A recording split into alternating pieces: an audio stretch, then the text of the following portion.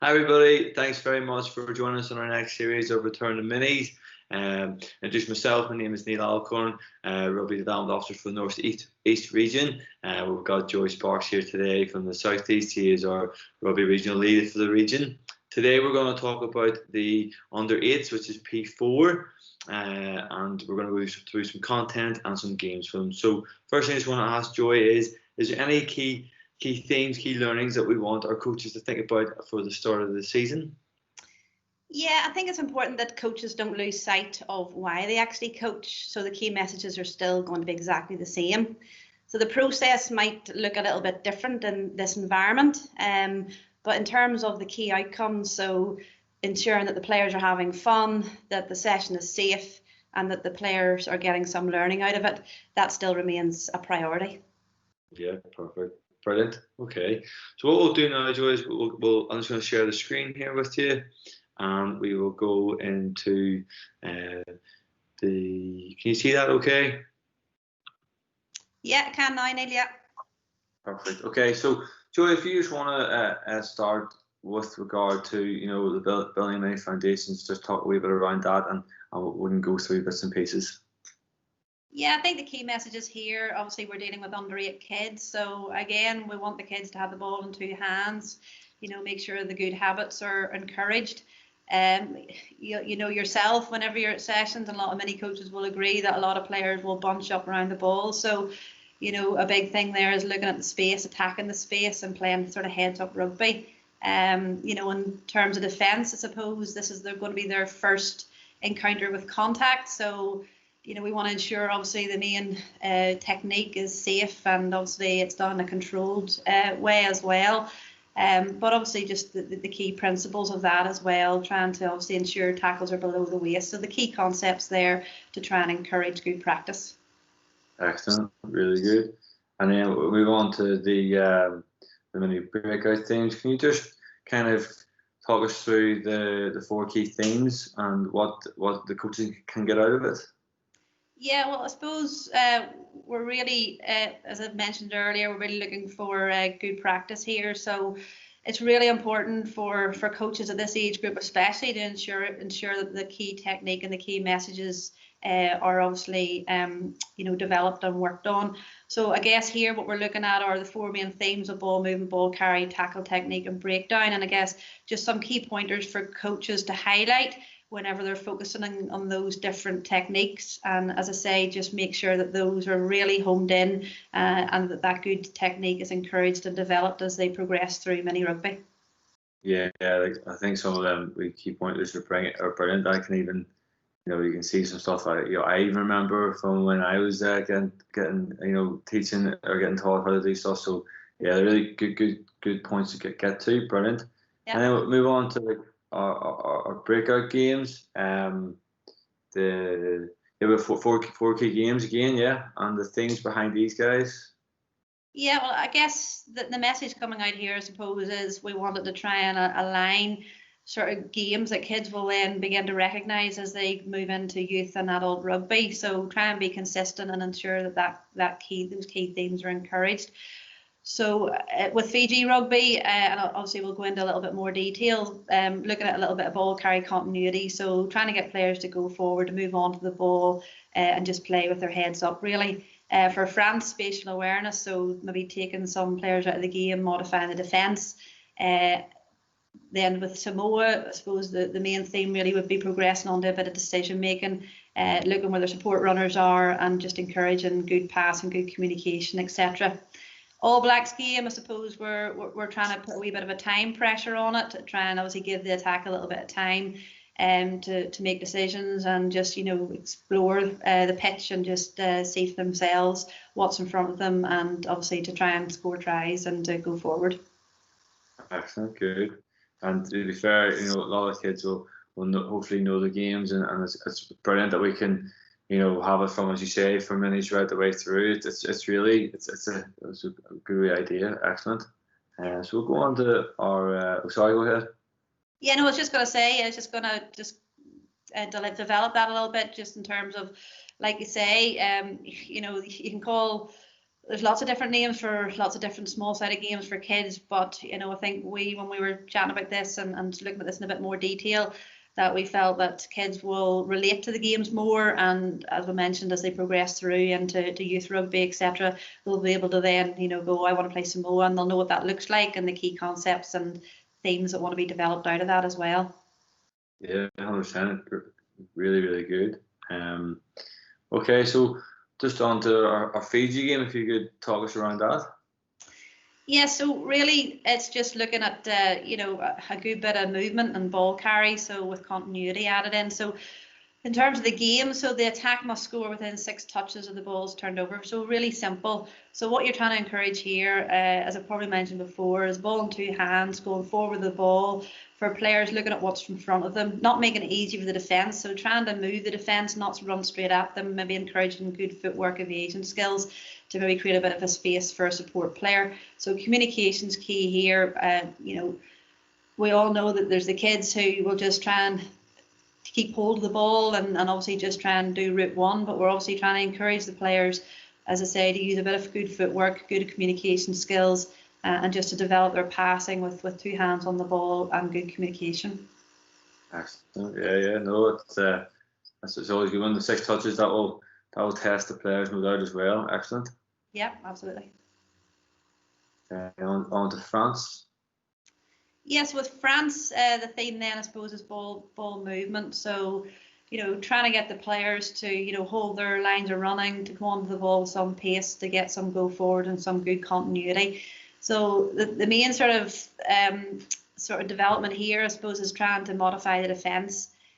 So creating space and getting the players to play heads up rugby and to see where the space is. So again, it's trying to get the attacker to go forward, 2 hands on the ball. And obviously when they're touched then, the defensive player then has to go out of the game. So they can either run to the touchline, they can just run out to the side of the pitch, whatever is best and suitable.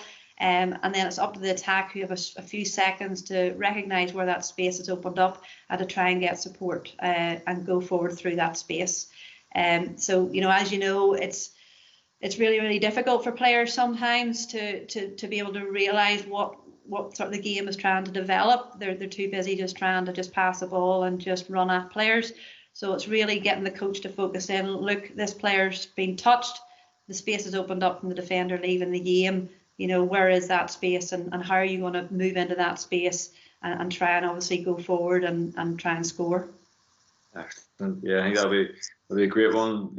Hopefully identify space and attack. So that's excellent. Really good. Samoa. Yeah, so Samoa, the progression obviously is still the ball movement and continuity, but I think the extra element of decision making here. So first player on the ball going forward with the 2 hands we're encouraging, and more importantly probably 2 hands in this game, because when they get touched, obviously we're wanting them to try and play on. So they then have a decision to make. So if there's a player in a better position than themselves, obviously support and communication is key here. That they're then advised to give the pass before the contact or the touch. But if they don't see a player in a better position, then if they do get the second touch, they must then hit the ground, and pop the ball off to a support player, hopefully running at depth and pace onto the ball. What really is important here is that they play as a team and they sort of really look at what's in front of them. We don't want to encourage just throwing the ball away. If the support's not there, just then take the second touch, go to ground and pop it off. So these kids obviously in P4 are going to be starting to play contact, so with a wee bit of bump on the ground and getting used to their shoulders hitting the ground. I think that's really important as well as this age group. And you can progress this from touch to a wee bit of a grab tackle. And as I say, then it's really key that the players then have 2 hands on the ball, getting their hands free and can pass in any direction out of that contact. Yeah, I think that'll be a real good tester for a lot of players, and I love the 2 touch idea. First touch keep going, and the second touch, they've got then it's a complete decision making element, which is brilliant. So I think that'll be a really interesting one. Yeah, and I think it's also getting the players not to panic, because you do find in this that because they have a decision to make that they do panic. So it's really the worst case scenario is they take the second touch and then they pop the ball up, but they still maintain possession of the ball rather than just throw it away. So it's really trying to get those decision-making capabilities into their head and get them to be able to make hopefully the right decision. No doubt we'll probably see a few sunny bills and over the top as well as it goes, but that's all good. It always happens. Yeah, always. So yeah, we're on to the All Blacks game. Okay, yeah, so All Blacks game, the theme then, ball carry, ball movement, decision making, and maybe a bit of around the breakdown as well. So for this, the focus is just two teams, so obviously attack and defence. So the attack will have a time limit, so say 2 minutes to continually attack. And really what we're trying to do here is to challenge the attack. So let them be creative, let them obviously try and see where the spaces are, where the gaps are opening up, and obviously try and make as much ground as possible, and just, have a bit of freedom with the ball as well. So this game really is good for that. And then after the 2 minutes, obviously, you just change roles. But yeah, we really want to encourage good support lines, good communication, going forward with the ball, obviously 2 hands in the ball, and then looking for that support runner and teammate, that's obviously hopefully communicating well and getting into a good position to go forward. Excellent. I think that'll be very interesting. It'll be great to give the players a familiarisation of attacking for a while and defending for a while. So excellent, really good. Okay, brilliant. Okay, on to the Ulster game now. Okay, yes, so the Ulster game really is just a normal game of rugby. So you can either have the same numbers as your previous small-sided games just before, or you can have slightly bigger numbers, whatever works in terms of your groupings. I think really the key thing here for coaches is to try and maybe adapt the laws in whatever way that they feel is relevant to the session. So if they've maybe working on handling, for example, in the session and trying to get players running onto the ball and good sort of passing skills, what you could maybe do is say, okay, well, after 3 touches, or sorry, if you make 3 consecutive passes, you get a point or whatever. So it's given the coaches a wee bit more ownership to be able to adapt, modify attack or defence to maybe relate to the outcomes of their session. Brilliant, excellent, good. And then obviously the adaptations that you were talking about there, as you can see in this slide, you can add bits and pieces onto, I'm guessing. Yeah, exactly that. Yeah, so we mentioned there about the consecutive passes, also the ball in 2 hands. I think there's a few guys that are really homing in on that, and I'd be one for that as well. So if the player doesn't have the ball in 2 hands, it's an automatic turnover. So again, it's going back to the trying to promote good practice, good technique, and encourage that good technique as well. And obviously defence, it's just modifying what the defence looks like, so as the attack can obviously identify space and try and obviously move through that space and score tries. Brilliant, excellent. Okay, brilliant. Thanks for that, Joy. So what we'll do now is at week 1 of the session plans for the under 8s. So you work your way through, and I'll just ask some questions as we go through. Yes, sure. So for the first couple of weeks, we're just trying to promote good ball familiarisation and a little bit of handling and whatever. We have to appreciate that these kids have been out of the game for the last 6 months. So we want them just getting used to the ball, getting used to just moving with the ball and just general movement as well. So looking there just at the warm-up game and movement skills. So the movement skills, I suppose, number freeze. Number freeze really is looking at players moving around the grid. When the coach calls a number, the kids have to touch the ground with that number of body parts. So if they call, for example, 2, they can put an elbow down and a knee down. If they call 3, they have to look at another body part. And it's quite good fun for the kids and getting them maybe moving into shapes that they maybe haven't moved in a long time. And again, just trying to get those general locomotive skills, running forwards, multi-directional, etc., etc. In terms of the stuck in the mud then, I'm sure everybody knows that it's just one player with the ball. It can be groups of 3, 4, depending on what numbers you have. 2 hands in the ball, again, encouraging that good practice.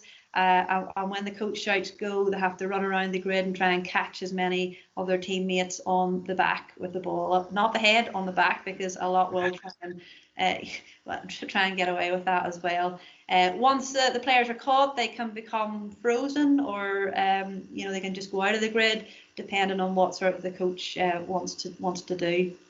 In terms of the warm-up game, so bugs and spiders, if people know what bulldogs is, it's pretty similar to that. So there are 2 squares, one smaller square, which probably about 5 by 5 meters, and then a larger square, probably 10 by 10 meters. So you have the bugs in the 5 by 5 meter square, which is their safe space, and then you have the spiders that are out in the 10 by 10 meter grid. So really the objective is, as soon as the coach calls go, the bugs have to try and get to the outer bit of the 10 meter grid past the spiders without being tagged. Okay, so the spiders can have a ball, they can just have their hands, whatever, and obviously the bugs just have to try and make it to the outside of the 10 meter grid. When they reach that, they have a free pass then to come back into their safe space, and you just continue that game really until there's no bugs left. Okay, and then you can just switch roles. So the key message then and to promote is just good movement and good coordination in terms of footwork and just movement skills. Really good. Okay, any directional touch then. Again, we're just looking at just small-sided games, just getting the players having fun, getting back to playing with their friends again, and getting used to just, you know, moving with the ball. So really for this one, it can be 4 by 4. So the players really can run and pass in any direction. So we're not, you know, wanting to put too much on at the moment, just again, just getting them moving. So just play until a mistake is made, or after 5 touches, and you're trying to encourage them to pass maybe within 3 seconds. You want them to sort of stay still when they get the ball. They can move without the ball, so encouraging them to identify space and move into it to support the ball carrier. But when they have the ball, they must stand still, okay, and look for a pass. You've got 4 coloured sort of zones, and obviously to score, you must pass that ball to a player who is actually in one of those coloured zones. So again, it can be modified. You can only have, you know, 2 of those coloured cones or zones, or you can have, you know, maybe a time limit of how long they have the ball. Lots of different ways you can mix that up, just making it a wee bit more challenging for the players. Excellent. I think it's always good. Players always enjoy that one pass and moving all the time. And yeah, no, I think it's any direction, brilliant. Get them moving. Really, really good. Yeah. So then, Neill, just it's a bit of skill development. So obviously, you know, there are just activities to try and obviously home in on those skills that we're talking about, those key sort of themes that we're trying to promote and develop in with the players. So keep ball really, it depends obviously on numbers, but probably a 10 by 10 meter grid, maybe 5v5 or 4v4, depending, as I say, on numbers. So you're trying to sort of promote good passing and good movement. So the players just are running around trying to pass the ball, and if they get 3 consecutive passes, they maybe get a point. The other team are trying to obviously intercept the ball and to try and get the ball off the other team and not let them get 3 consecutive passes. So again, it's just moving with the ball. It's just trying to encourage that support play, that communication, and just looking at space and trying to get into that space as well. It's really good. Yeah, and then the passing races then. So it's really just looking at a player will start on the X, and really there's just facing each other, and one player has a ball on the X. So what the coach will do, they'll just call out a sequence of the cones. So it could be green, yellow, blue, for example. So as soon as the coach shouts go, the 2 players on the X move in to that coloured cone and literally just do a pass between themselves, and then move to the next cone, obviously in the sequence that the coach colored or called. And it's just, as they just trying to get them used to that ball, passing that ball and moving with the ball. To make it a wee bit more difficult, you know, you can have a time limit on it. You can actually set up other groups who are actually racing you against, you know, that. So that there's lots of sort of different modifications you can do, but as again, it's keeping it fun, keeping it simple, and just trying to get that hand-eye coordination, that ball familiarization, and that bit of footwork and, you know, multi-directional sort of movement skills promoted during this time. Yeah, no, that's a good one. I know if I was doing it, I'd have to make sure it's on my right hand. My left hand's still a bit dodgy, so yeah, no, definitely, brilliant, really good. Great. And that's the key. It's just obviously, you know, encouraging probably the passing off both hands, and you know, they're not thinking about it because obviously they're having fun. So yeah, it's just putting it into that sort of setting and encouraging that passing off both sides. Brilliant. Is obviously the game then that we discussed just a wee bit earlier. So again, I've put 4v4 there in terms of numbers. You know, we're trying obviously to encourage to have smaller numbers in our small-sided games, just to try and promote players having an opportunity to have the ball and to problem solve with the ball, and just to see what's in front of them. So 20 by 20 meter grid, but again, it's what it all depends. So you can modify that if you want. And again, the attack is 5 touches to try and score. On the 6th touch, it's just an automatic turnover. So yeah, as we mentioned before, it's just trying to get the kids to move forward, 2 hands on the ball, good support players, good movement, and just, you know, just let them play. Just give them an opportunity to play. As I say, with the reduced numbers, you're giving them that opportunity to see what's in front of them, to problem solve for themselves, and where there may be kids who may just be pigeonholed into one position. These little smaller sided games are giving them an opportunity to develop all their core skills and not just specific skills, and they have the opportunity then just to find out for themselves and to challenge themselves, and in this sort of safe setting. That's brilliant, Joe. Thank you very much. That's excellent. So with this, so we've obviously, this is week 1. We've got four more sessions, Joy, done for the under 8s. And that's what they'll all be going up on the website, and we can access all that through the website as we're going through all social media. And I just want to say thank you very much. Really, really good. I definitely picked up a few games there that I'll definitely use when I'm out doing out and about. So again, thank you very much for tuning in for us today. Brilliant. Thank you, Neil. Great. Thanks a lot. Thanks, everyone. Cheers. Thanks, guys. Bye bye. Bye bye.